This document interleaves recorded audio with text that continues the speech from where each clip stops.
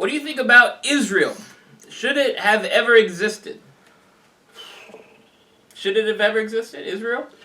Well, I'll put it this way. I would have been very much against the formation of the State of Israel living in 1947. I would have been very much more in favor of the continuance of the mandate, whereby Jews, Muslims, and native Christians lived together under a regime that would smack any one of them if it got out of line, which is about the only way you could ever bring peace to the Near East. You bring in an outside power, and he says, children, play nice, and if you don't, the problem is that if you give predominance of any of them over the others, you get unpleasantries. But that was then, this is now. And whether we like it or not, the State of Israel is in existence. It was established in the midst of terrible injustice. The Palestinian Christians suffered a great deal because of it. And they continue to. Mm-hmm. But it's also the fact that they are there now. So, I mean, if it were left to me, I'd just bring them all home where they belong, to the United States. But it's not. Mm-hmm. And I believe that there are three things that our foreign policy there should be emphasizing. And only three. One is, of course, the safety of the native Christians and the safety of the holy places. And the third is preventing a bloodbath. But again, what history shows is A, that can only be done in a just manner by an outside force. And two, that outside force has to be ready to stay a long time and get nothing in return, except a lot of abuse. It was true for the Byzantines, it was true for the Crusaders, it was true for the Ottomans, it was true for the British. Because there was something about the Holy Land that seems to turn people a little cray-cray.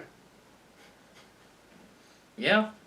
But, I mean, the State of Israel is there, so is the State of Palestine. It doesn't help. Look, I can remember back to 2000. I'm so old I have a memory that's more than 3 seconds.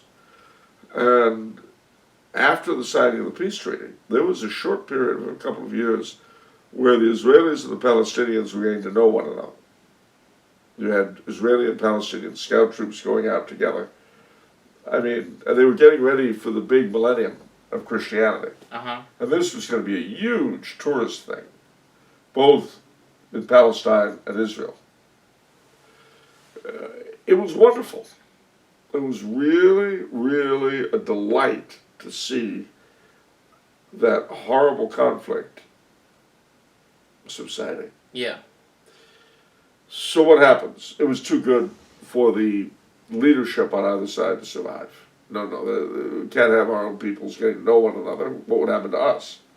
So Ariel Sharon, who was considered a war criminal by most Arabs, goes up to the Wailing Wall and then onto the Dome of the Rock, or the area around it.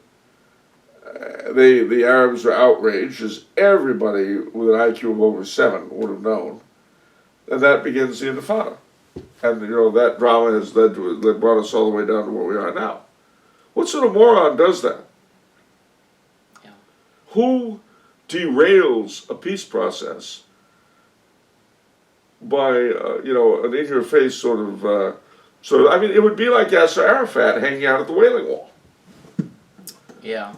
And it would be just as obnoxious. As I say, the Israelis are there. It's a reality. The State of Israel exists.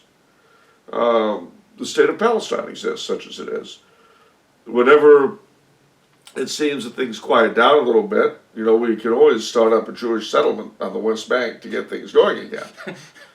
But I tell you, for the vast majority of Israeli citizens, just as with the vast majority of Palestinians, this constant pot boiling is horrible.